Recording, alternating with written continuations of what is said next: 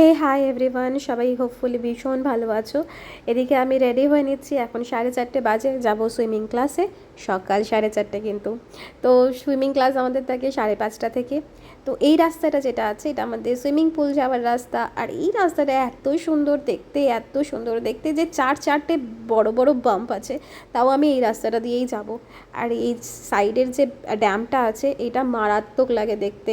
ওপরে আবার এই গাছটাতে না পার্টিকুলারলি বাদুড় ঝোলে, সেটাও আমি দেখতে দেখতে যাই। আর এত চওড়া রাস্তা, এত সুন্দর ঠান্ডা হাওয়া দেয় না, উফ, অপূর্ব সেক্সি একটা মর্নিং হয়ে যায় আমার জন্যে।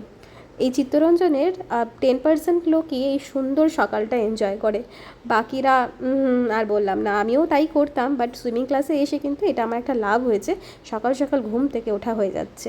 জানি অনেকেই হয়তো বলবে যে এত বয়সে এসে সাঁতার শিখছে, বা এত বুড়ি বয়সে এসে কোট আনকোট এসে সাঁতার শিখছে, বাট বিশ্বাস করো আমাদের এই ওমেন গ্রুপে এত এজেড মহিলারা আছে যারা ভীষণ ভালো সুইমিং কাটে।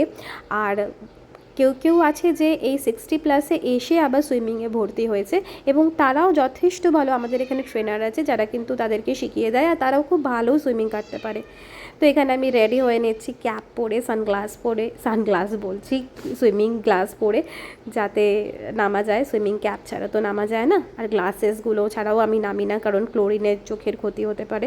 আগে খুব আমি না কচু ছিল আমার এই সুইমিংয়ের জল, ক্লোরিন ওয়াটার এগুলো নিয়ে ট্যান পড়ে যাবে।